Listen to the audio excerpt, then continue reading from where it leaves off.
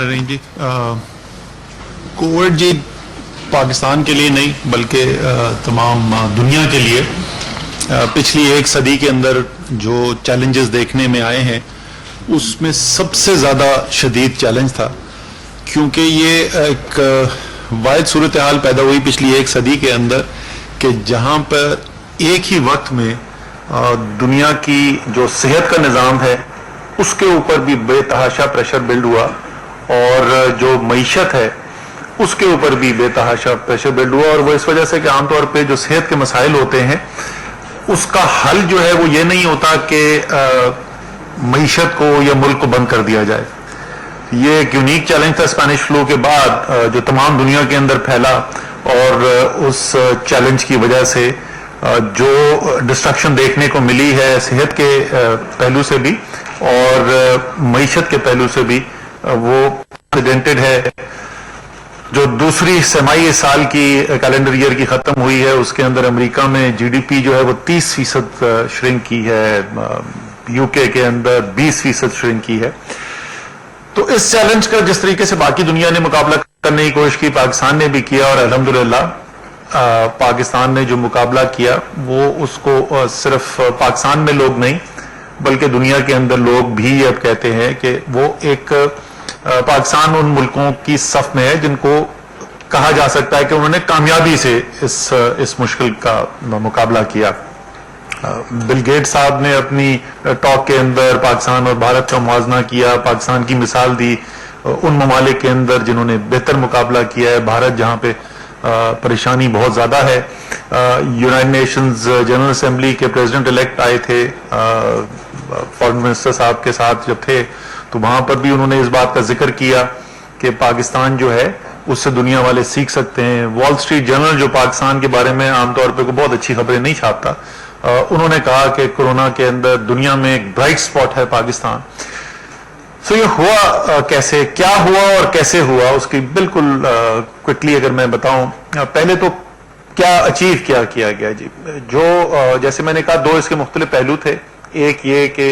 جس طریقے سے آپ اس کو ہینڈل کرتے ہیں تو صحت کے نظام کے اوپر اور لوگوں کی جو زندگی ہے اور صحت ہے اس کے اوپر کیا اثر ہوتا ہے۔ ہم اب کئی ماہ گزر چکے ہیں اس وبا سے ڈیل کرتے ہوئے۔ اس وقت کی صورتحال اگر میں آپ کو بتاؤں تو پچھلے 2 ہفتے کے اندر ہی صرف اگر ہم نظر ڈال کے دیکھیں تو ہمارے خطے میں ارد گرد کیا ہو رہا ہے، کیونکہ کئی باتیں کی جاتی ہیں، کوئی کہتا ہے موسم کی وجہ سے، کوئی کہتا ہے اس علاقے کے لوگ جو رہنے والے ہیں ان کے اندر کوئی خاص مدافعت ہے، کوئی کہتے ہیں کہ وہ بی سی جی کے انجیکشن جنہوں لگتے ہیں، یہ تمام چیزیں جو مشترک ہیں اسی خطے کے اندر۔ اس وقت صورتحال پچھلے 2 ہفتے کے اندر یہ ہے کہ اگر آبادی کے تناسب سے ہم دیکھیں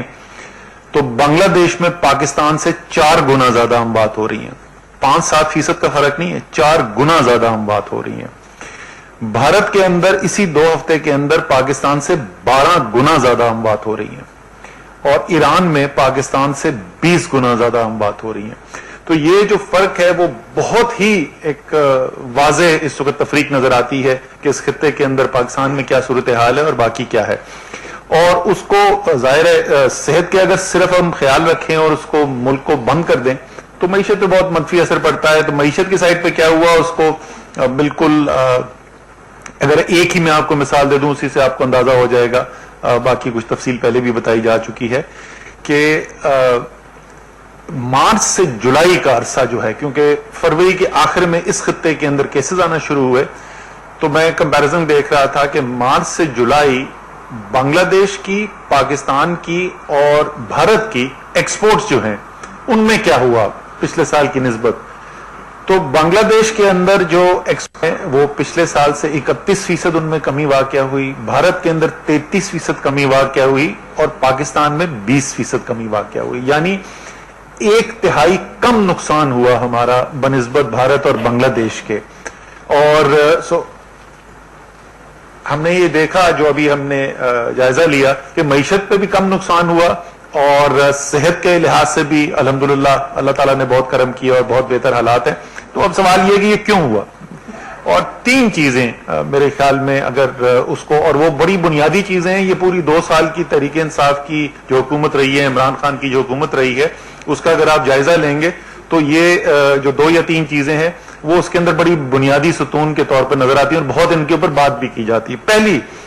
تو جو عمران خان کا ویژن ہے بالکل واضح ان کے ذہن میں، کوئی شک نہیں ہے، کوئی ابہام نہیں ہے ان کے اندر کہ حکومت کا کام جو ہے وہ ملک کے جو کمزور ترین طبقات ہیں ان کی مدد کرنا ہے. پاکستان میں اور میں کہوں گا پاکستان جیسے ممالک کے اندر جہاں جمہوریت انسٹیٹیوشنز کمزور ہوتے ہیں وہاں پہ اشرافیہ کا کنٹرول ہوتا ہے فیصلہ سازی کے اوپر، اور زیادہ تر فیصلے کیے جاتے ہیں چند لوگوں کی، چند خاندانوں کی بہتری کے لیے. عمران خان بالکل واضح ہیں اور ان کے تمام جتنے بھی اقدامات ہوتے ہیں وہ اس کے اندر آپ کو یہ نظر آتا ہے. اسی لیے اس کے اندر بھی جب پہلے دن جس وقت پاکستان کے تمام لیڈرز کھڑے ہو کے لاک ڈاؤن کا مطالبہ کر رہے تھے، جہاں کوئی کسی کو فکر یہ نہیں تھی کہ سب کا اگر روزگار چھن جائے گا تو ان کی زندگی کیسے گزرے گی، اور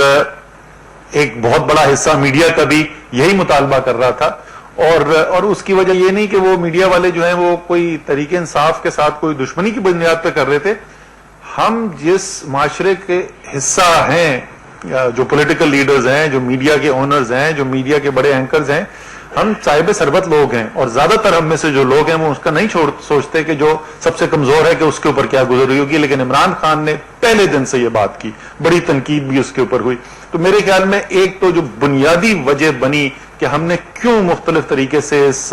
وبا کو ہینڈل کیا اور ہم نے جو ایکشنز لیے، وہ ایک اس کا یہ پہلو آیا. اور اس سے جو ہمارے صاحب نے جیسے ذکر کیا، ہم نے جلدی فیصلے کیے، بر وقت فیصلے کیے، لوگوں کو روزگار مہیا کرنے کے جلد مواقع فراہم کیے. اور دوسرا جیسے ڈاکٹر حفیظ شیخ کہہ رہے تھے اور ابھی آپ کو ثانیہ نشتر اس کی تفصیل بتائیں گی کہ ایسا ایک ان لوگوں کی جو سب سے کمزور طبقے سے تعلق رکھتے تھے ان کی مدد کرنے کے لیے ایک ایسا پروگرام جو پاکستان میں جس کی کوئی نظیر ہی نہیں ملتی، بہت بڑے سکیل کے اوپر وہ پروگرام کیا گیا. ڈاکٹر ثانیہ نشتر نے ایک بہت ہی زبردست کام کیا، جتنا ان کو خراج عقیدت پیش کی جائے وہ کم ہے. ڈاکٹر حفیظ شیخ نے فائنانس منسٹر ہوتے ہوئے میں آپ کو اس بات کی گواہی دے سکتا ہوں کہ کبھی ایک دفعہ بھی انہوں نے یہ نہیں بات کی کہ کس طریقے سے جو بجٹ ہے، یہ جو فائنینسنگ ہے، وہ آڑے میں آئے جو مدد کرنی ہے اس کی. اور اس کے باوجود میں ان کو مبارکباد بھی دینا چاہتا ہوں کہ وہ جس کو بولتے ہیں اوپن دا چیک بکس، اس کے باوجود جو ہے وہ فسکل ڈیفیسٹ جو ہے وہ بھی کنٹرول کرنے میں کامیاب ہوا. جو IMF کا ایسٹیمیٹ تھا اسے بہت کم ہمارا فسکل ڈیفیسٹ ختم ہوا. دوسری بات جو ہے، اور یہ بہت بڑی تنقید ہوتی ہے تحریک انصاف کی گورنمنٹ کے اوپر، یہ ایک لفظ انہوں نے شروع کر دیا ہے، انکمپیٹنٹ. اب یہ میرے ساتھ بیٹھے ہوئے شاہ محمود قریشی صاحب کیمبرج یونیورسٹی، حماد اظہر صاحب سویس لنکنز ان، ڈاکٹر حفیظ شیخ ہارورڈ، ثانیہ نشتر کا مجھے نہیں پتا کہ کہاں سے انہوں نے تعلیم حاصل کی، مجھ سے بہت زیادہ پڑھی لکھی ہیں. یہ ٹیم. اور دوسرا الزام کیا ہے کہ عمران خان جو ہے وہ لوگوں کو ساتھ لے کر نہیں چل سکتے. پاکستان کے اندر جو ہے وہ فیڈرل نظام ہے اور عمران خان صاحب تو ہیں وہ تو سولو پلیئر ہیں، وہ دوسروں کو ساتھ لے کر نہیں چل سکتے. ہاں بالکل عمران خان جو ہے وہ دوسروں کو ساتھ لے کر چلنے کے لیے NRO دینے کے لیے تیار نہیں ہے اور نہ انشاءاللہ تعالی کبھی ہوں گے. لیکن جو ملک کی قوم کی ضرورت ہے اس کے اقدامات کے اندر وہ جس طریقے سے پروونشل گورنمنٹس کو، جس طریقے سے ریاست کے تمام اداروں کو ساتھ لے کر چلے اس کووڈ کے کرائسس کے اندر، اس کی بھی پاکستان کی تاریخ میں کوئی نظیر نہیں ملتی. آپ سب لوگوں نے پاکستان کے کرائسس، آپ نے زلزلے بھی کور کیے ہوئے، آپ نے فلڈز، سیلاب بھی کور کیے ہوئے، اور جو مشکل حالات آتے ہیں، کوئی ایک آپ کو نظیر نہیں ملے گی کہ اتنے مربوط طریقے سے تمام ریاست کے ادارے اور تمام ملک کی اکائیاں جو ہیں، تمام سیاسی اکائیاں. اور میں بار بار یاد دلاتا ہوں 4 مختلف جماعتوں کے وزرائے اعلیٰ اور آزاد کشمیر کے وزیر اعظم تھے اور ہیں، اس میں سے ایک جو ہے وہ ٹرم ختم ہو گئی گلگت بلتستان کی، اور ان کو ساتھ لے کر چلے اور فیصلے ہوئے. ایک جگہ سے مشاورت کے بعد فیصلے ہوئے. شام کو 7 سے 11 بجے کے درمیان ہمیں سیاسی بیان بازی بہت سننے کو ملتی تھی، لیکن جو فیصلے تھے، سبسٹینٹیو ڈیسیژن جن کو کہتے ہیں، وہ سب مل کر کیے گئے. تو عمران خان صاحب کی حکومت نے یہ ثابت کیا کہ ملک کے فائدے میں جو کام ہے اس میں وہ سب کو ساتھ لے کر چلنے کے لیے تیار بھی ہیں اور چل سکتے بھی ہیں اور کامیابی سے چل سکتے ہیں. اور تیسرا اس کا جو پہلو جو وہ اس کمپٹنس کے ایشو سے ڈیل کرتا ہے, میرے اب ذرا ٹویٹ اٹھا کے دیکھیے, فارن ریلیشنز کمیٹی کے یو کے کی پارلیمنٹ کے فارن ریلیشنز کمیٹی کی جو چیئر ہیں, انہوں نے بھی یہ ٹویٹ کیا ہے کہ پاکستان سے صرف یورپ کے جو امیر ملک ہیں ان سے نہیں سیکھا جا سکتا کہ بہترین بیسٹ پریکٹسز کیا ہیں کووڈ سے مقابلہ کرنے کے لیے, پاکستان سے بھی سیکھا. ایک ملک انہوں نے نام لیا, پاکستان سے سیکھا جا سکتا ہے. اور انہوں نے پھر اس کے بعد تفصیلات بھی منگوائی تھی جو ہم نے ان کو دے دی ہیں. اور وہ کیونکہ data base, science based, analytics based decision making ہوتی رہے. وہ ڈیسیشن میکنگ یہ نہیں تھی کہ کوئی سیاسی لیڈر جو ہے وہ اس نے بیان ڈال دیا اور بس اس کے بعد جو ہے بغیر سوچے سمجھے آپ فیصلے کرنے شروع کر دیں. سو کمپٹنس بھی دکھائی, بہترین ٹیکنالوجی کے ڈپلائمنٹ بھی دکھائی, پولیٹیکل کوہیژن کے ساتھ فیصلے کرنے کا طریقہ کار بھی دکھایا. ہر اور بنیادی طور پہ کیا, وہ تمام چیزیں جن کی ضرورت ہے پاکستان کو آگے لے کر چلنے کے لیے, ان سب کے ایلیمنٹس جو ہیں وہ آپ کو عمران خان کی لیڈرشپ کے اندر, تحریک انصاف کی گورنمنٹ کے اندر, اس کے اندر نظر آتے ہیں. آخر میں صرف یہی کہوں گا کہ عمران خان 22 سال کی جدوجہد کے بعد, جس کی کوئی پاکستان میں, دوبارہ میں وہی الفاظ یوز کروں گا, جس کی کوئی نظیر نہیں ملتی پاکستان کے اندر, گراس روٹ سے سٹرگل کر کے وزیر اعظم بنے ہیں. انہوں نے سب سے بڑا, جیسے ڈاکٹر حفیظ شیخ صاحب نے کہا کہ پاکستان کا سب سے بڑا ایکسٹرنل کرائسس کا سامنا کیا جس وقت آئے.